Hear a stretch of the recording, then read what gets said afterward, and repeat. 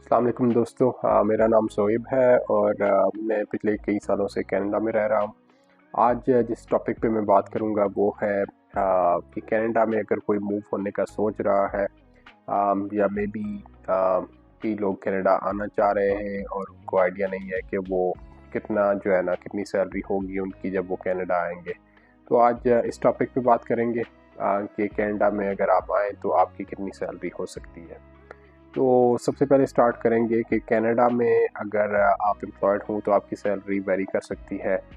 अगर federally regulated employees की बात करें तो उनकी पे डिफ़र करती है जो दूसरे एम्प्लॉयज़ होते हैं। अगर फेडरली एम्प्लॉयड बंदे का पर आवर रेट देखा जाए तो करंटली वो रेट है $17 और 75 सेंट्स। इसी तरह जो दूसरे बंदों की सैलरीज़ हैं जो रेगुलरली प्रोविंसेस में काम कर रहे हैं तो वो डिपेंड करती हैं वो किस प्रोविंस में काम कर रहे हैं। हर प्रोविंस का अपना क्राइटेरिया होता है सैलरी का जिसकी बेसिस पे वो सैलरी सेट करते हैं।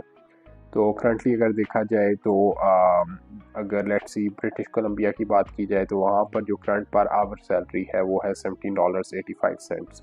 इसके अलावा अगर ओंटारियो की बात की जाए तो वहाँ पे पर आवर सैलरी है $17.60। सस्कैचुअन में $15.35 है। तो हर प्रोविंस की अपनी सैलरी है, मिनिमम सैलरी जो वो पे करते हैं एम्प्लॉयज़ को पर आवर के हिसाब से। तो ये डिफरेंट चीज़ों पे डिपेंड करती है। पहली जो आपकी कॉस्ट ऑफ लिविंग है उसके ऊपर डिपेंड करती है, इन्फ्लेशन के ऊपर डिपेंड करती है। और हर प्रोविंस हर कुछ टाइम बाद अपनी जो मिनिमम पे है पर आवर उसको देखते हैं और अगर उसमें इंक्रीज़ करना हो तो वो उसे इंक्रीज़ भी करते हैं उस हिसाब से। ओवरऑल देखा जाए तो क्योंकि इन्फ्लेशन काफ़ी ज़्यादा बढ़ती है तो इसलिए जो छोटा सा इंक्रीज़ होता है लेट्स से अगर 20-30 सेंट्स का इंक्रीज़ हो प्रोविंस में मिनिमम वेज का तो वो कॉस्ट ऑफ इन्फ्लेशन जो होती है उसको मैचअप नहीं करता, जिसकी वजह से काफ़ी लोगों को ये लगता है कि ये जो सैलरी इंक्रीज़ होता है ये सफिशेंट नहीं होता। इसके अलावा सैलरीड एम्प्लॉयज़ भी होते हैं कनाडा में। अगर आप सैलरीड हैं तो उसकी आपकी फ़िक्स सैलरी होगी। फ़िक्स आवर्स होते हैं कि आपको इतने घंटे काम करना है और उसके बेसिस पे आपको फ़िक्स सैलरी मिलेगी। नॉर्मली यहाँ पे ज़्यादातर जो मैंने ट्रेंड देखा है हर 2 वीक्स के बाद आपको सैलरी पे होती है, जिसको बाई वीकली कहेंगे आप। उसके अलावा सेमी मंथली भी हो सकती है पेमेंट आपको, उसके अलावा मंथली भी हो सकती है। तो जो सैलरीड एम्प्लॉयड होते हैं उनकी एनुअल सैलरी जब वो हायर होते हैं तो एनुअल सैलरी उनकी सेट होती है। मिसाल के तौर पे 50,000 अगर किसी की एनुअल सैलरी सेट हुई है हायरिंग के टाइम पे, तो वो फिर आपकी जो अगर लेट्स से अगर किसी की बाई वीकली पेमेंट्स हैं तो वो 26 by weekly payments through out the year उसको पे की जाएंगी। तो जो सैलरीड पर्सन होते हैं अगेन उनकी सैलरी काफ़ी डिफ़र करती है based on their profession plus based on their experience. अगर नॉर्मली एवरेज सैलरी देखी जाए जो मैंने नोट किया है अपने एक्सपीरियंस की बेसिस पे जो सैलरीड एम्प्लॉयज़ होते हैं उनकी नॉर्मली जो एवरेज सैलरी देखी गई है और जो मैंने रिसर्च की थी उसके मुताबिक भी अराउंड 60,000 टू 65,000 एवरेज सैलरी होती है जो बंदा काम कर रहा होता है एटलीस्ट कुछ एक्सपीरियंस के साथ। हाउएवर जैसे मैंने बोला कि सैलरीड एम्प्लॉयज़ जो होते हैं उनकी सैलरी प्रोफेशन से और एक्सपीरियंस के ऊपर काफ़ी डिपेंड करती है।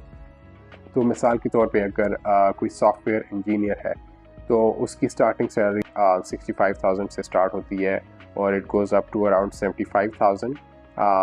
ये एंट्री लेवल की सैलरी है।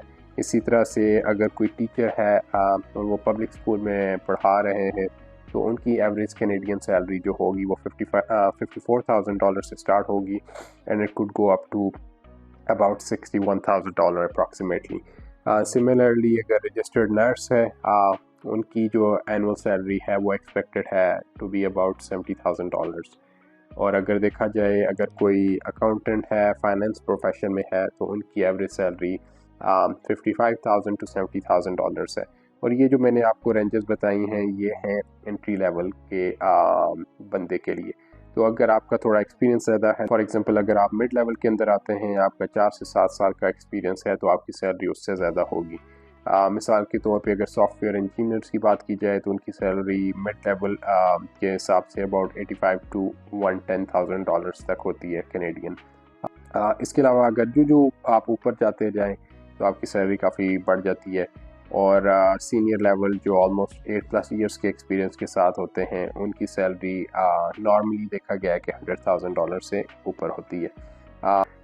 तो इसको समराइज़ अगर करें तो सैलरी जो डिपेंड कर रही है बेसिकली कि एक आप कौन से प्रोविंस में रह रहे हैं, दूसरा आप कौन से प्रोफेशन से रिलेटेड हैं, और तीसरा आपका सीनियरिटी लेवल क्या है। अगर कोई एंट्री लेवल में है उसकी डिफरेंट सैलरी होगी, मिड लेवल में है वो डिफरेंट सैलरी होगी उसकी, और सिमिलरली सीनियर लेवल के बंदे के लिए डिफरेंट सैलरी होगी। तो जैसे कि आगे मैंने एग्जांपल दी थी कि अगर $50,000 कोई कमा रहा है तो उसकी सैलरी 26 पेमेंट में अगर बाई वीकली पे हो रही है तो उसमें डिवाइड हो जाएगी। आपको शायद लग रहा हो कि लेट्स से अगर वो 50,000 कमा रहा है तो उसको लेट्स से अगर बाई वीकली पे हो रही है सैलरी तो आप उसको 26 पेमेंट्स में कन्वर्ट करेंगे तो वो उनको पे उतनी मिल जाएगी, जबकि ऐसा नहीं है। कनाडा में टैक्स रेट्स भी काफ़ी हाई हैं, जैसे कि आप लोगों ने पहले ही सुना होगा।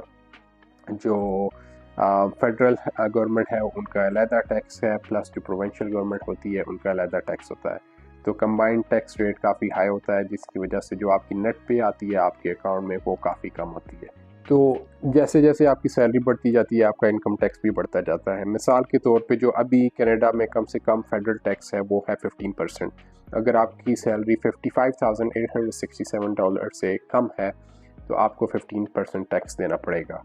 अगर आपकी सैलरी इससे ज़्यादा है और लेट से अगर $111,733 से कम है तो आपका टैक्स रेट हो जाएगा 20.5%। तो अगर प्रोविंशियल टैक्स रेट की बात करें तो कुछ सूबों को यहाँ पे मैं डिस्कस कर लूँगा। प्रोविंशियल टैक्सेस में भी आपकी सैलरी पे डिपेंड करता है आपका टैक्स। लो ब्रैकेट सेट होती है, उसके अलावा टॉप ब्रैकेट भी सेट होती है। मिसाल के तौर पे अगर अल्बर्टा को देखा जाए तो उसमें लो ब्रैकेट आपको 10% टैक्स देना पड़ेगा, टॉप ब्रैकेट में आपको 15% टैक्स देना पड़ेगा। ब्रिटिश कोलंबिया में देखा जाए तो आपको अगर नो टैक्स ब्रैकेट में आते हैं तो आपका टैक्स परसेंटेज जो है वो होगी 5.06%। इसी तरह अगर आप टॉप ब्रैकेट में आते हैं तो आपकी टैक्स परसेंटेज होगी 20.5%। सिमिलरली अगर ओंटारियो में देखा जाए तो ब्रिटिश कोलंबिया की तरह सिमिलरली ऑलमोस्ट लो ब्रैकेट है जी 5.05% का टैक्स, और अगर हायर ब्रैकेट का टैक्स देखा जाए तो वो है 13.16%। तो जैसा कि आपने देख लिया कि on top of federal tax there is a provincial tax as well.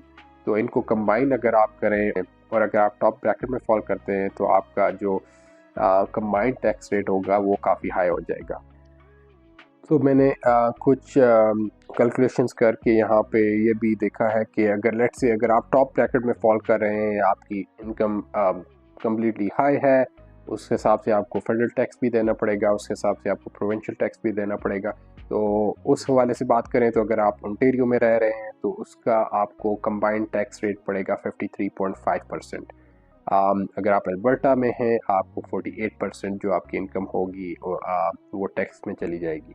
Similarly British Columbia का भी काफ़ी हाई रेट है 53.5%, और अगर सस्कैचुअन की बात करें तो 48.5% है कंबाइंड टैक्स रेट।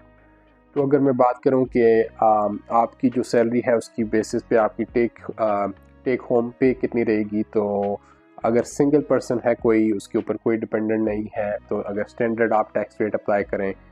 अगर ओंटारियो के प्रोविंस की बात करूं तो मिसाल के तौर पे अगर किसी की $60,000 इनकम है ओंटारियो में तो वो उसकी नेट जो पे होगी एनुअली वो $47,000 होगी। अब आपके जहन में होगा कि क्योंकि टैक्स तो कट गया, बाकी जो सारा का सारा बचेगा वो भी आप जो है वो घर साथ लेके जाएंगे, तो ऐसा नहीं है। कनाडा में इसके अलावा भी कुछ पेमेंट्स हैं जो कटती हैं आपकी सैलरी के साथ।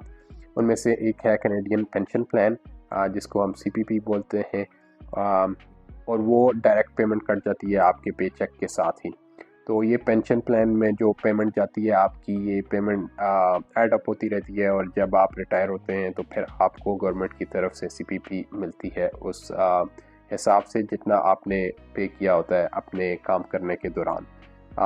तो ये एक डिडक्शन होती है। तो इसके अलावा एक और डिडक्शन जो होती है उसको बोलते हैं हम EI एम्प्लॉयमेंट इंश्योरेंस।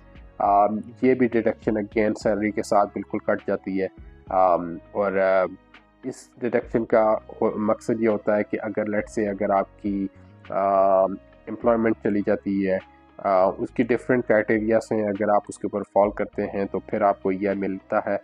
सीपीपी और ईआई के अलावा कुछ और डिडक्शंस भी हो जाती हैं। ये जो डिडक्शंस हैं ये स्टैंडर्ड डिडक्शंस हैं, जिसमें आपका इनकम टैक्स आ जाता है, जिसमें आपका फेडरल टैक्स आ गया, प्रोविंशियल टैक्स आ गया, इसके अलावा आपकी सीपीपी जो डिडक्शन है वो आ गई, और इसके अलावा आपकी ईआई डिडक्शन आ गई।